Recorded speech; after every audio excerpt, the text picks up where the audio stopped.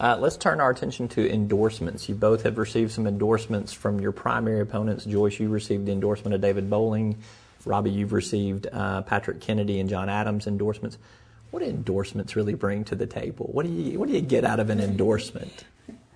Robbie? Is that? Oh, okay. Well, I certainly am glad to have received John and Patrick's endorsement, and I hope that it gives their supporters, the people who voted for them, an opportunity or an occasion at least to look at me and my record, look at my message, look at the organization that we've put together, and give us a second look. And that's, again, part of the job that we both have as candidates, is to reach out to the people who didn't vote for either one of us in the first round and appeal to them on that basis. Of course, I know Joyce will say that she's not going to give up on the Adams and Kennedy supporters, so I'm certainly not giving up on the Bowling supporters. This field of candidates was described by many as one of the best we've ever had, and I'm very humbled to be numbered among those, and I certainly appreciate the support that I've received. Joyce, what does an endorsement bring for you? We are a country of second chances. That's what it really does mean that to me too. I get an opportunity to, at least through David Bowling's endorsement, to be able to say this is an entree into talking to his voters, because I actually, I do want their votes, and I think it's a good start when he says this is a person I endorse.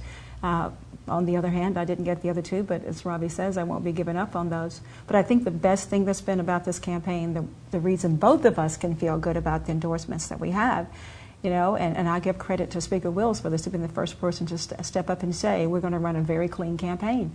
And so when you've been in a race with people who've run a very clean campaign, it's not all negative, and we are not doing the kind of things that you see in some of the other campaigns. It does make you feel good to get those kind of endorsements, and that's a really good thing, because I think this campaign so far has really been probably a beacon for what it can be. We've disagreed on the issues, and that's been it. We've not been personal, we've not attacked one another, and I felt very good about that, and I think the voters have really appreciated that. Yeah, I can tell you the reporters appreciate that. It's been, I don't think I could get Steve Womack and Cecile Bledsoe in a room together right now, nor could I get Blanche Lincoln and Bill Halter in a room together right now.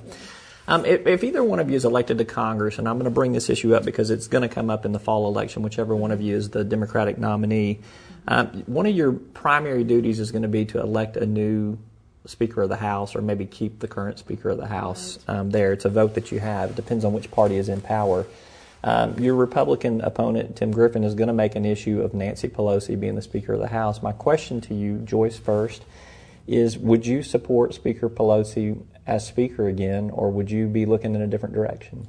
Oh, I think it depends on what the other direction is. In a way, we're trying to see what might happen out there, which is a fair question. But, when I think about Nancy Pelosi in isolation, I know what I feel about what she's done. She's done a very good job on many things, and there are some things, of course, I might disagree with. But I can't really say what I would do if there was somebody else that I really needed to consider. And so I would have to just defer to that moment, because it is always a good thing to have. Just as in the case of our election, it's a good thing that we have two candidates. People can take a look at and decide which one of these candidates is the one I want to vote for. And that's the same position I think we ought to have when we're voting for Speaker of the House. It's a very serious, it's a big position, and it's a very serious vote. And so I would just have to be really thoughtful about it when I'm presented with that opportunity. Same question for you, Robbie. Well, it's something I know a little bit about, having gone through an election for Speaker myself, and I can tell you this, the decision to vote for a leader of the chamber is a very personal decision. Fact is, I've never met Nancy Pelosi. I doubt she'd know me from that plant over in the corner there.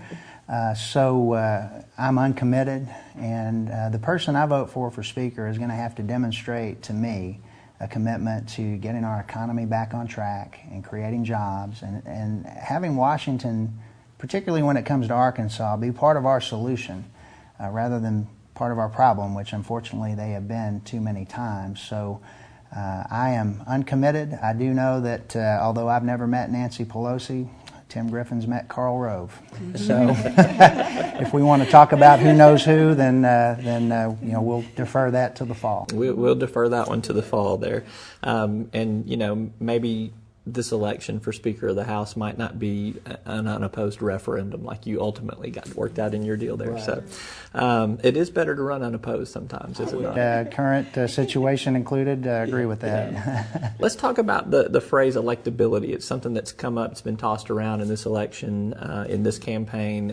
It's been talked about in some of the other campaigns too. I mean, Blanche Lincoln and Bill Halter in a huge fight over who's more electable in the fall. Well, what does that really mean? What does it mean that someone's more electable in the fall? Robbie?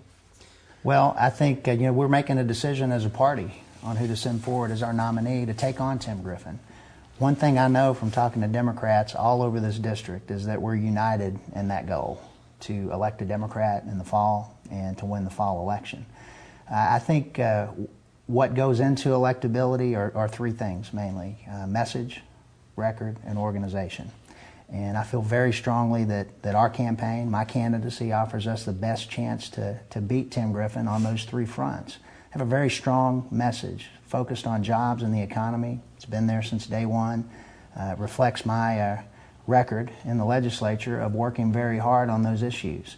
And I do believe I have the stronger record when it comes to accomplishments in the legislature and leadership on issues that have a greater degree of difficulty, things that aren't just that everyone goes along with, that are very popular. I've taken on some very unpopular things and gotten them done. And then the organization. I have an 8-county organization. I've reached out to community leaders and elected officials and gotten their, not just endorsement on paper, but their active participation in this campaign. We did carry 7 out of the 8 counties, I believe, because of that. This is a campaign that's going to be won or lost, not in Pulaski County, but district-wide. And I believe our message and our record and the organization we have in place gives us the best chance to do that. Joyce, same question for you. Well, I have just been really struck by the whole use of the term electability and kind of the whisper campaign that has gone along with it and what that means. And frankly, I've often wondered, what are we talking about here when we talk about electability? And I know there is a chattering class at the top, the people who have the conventionality, who have talked about electability in terms of the way we've always described who is that person for whom the voters will vote. But what I've found on the campaign trail, where I have been out talking to people, definitely outside of Pulaski County, people assume Pulaski County voters are going to vote for me in larger numbers. That may or may not be true. But I've been out there talking to voters in these other counties as well. And what the voters say to me in the other counties and the way they receive me is wholly different from what you hear among the people who speak in the conventional wisdom. And we've not conceded anything. We've not assumed that we can just win Pulaski County and we're fine. Because I grew up in a very rural town, Willisville, Arkansas, of 188 people as we stand. So having to go out into rural areas of the state and campaign and let people know what my values are and what I stand for is not something that's new to me. And I've gotten terrific support out in the other counties. And so to assume that there is a certain way to define electability, it has to do with how you connect with voters and what they know my record has been and what I stand for, that I will give you a straight ahead answer. You know what I believe, and you know that I have stood up for issues that are not all that popular, but I'm willing to take that stand and do what I need to do to explain to voters, and I'm willing to be accountable to voters for what I believe and what I do. So electability to me is one of those terms that's out there that can be interpreted so many ways, and I think been interpreted in some very unfortunate ways many times. I am who I am, my record speaks for itself, and I've been very well received by the voters out there, and even outside of Pulaski County.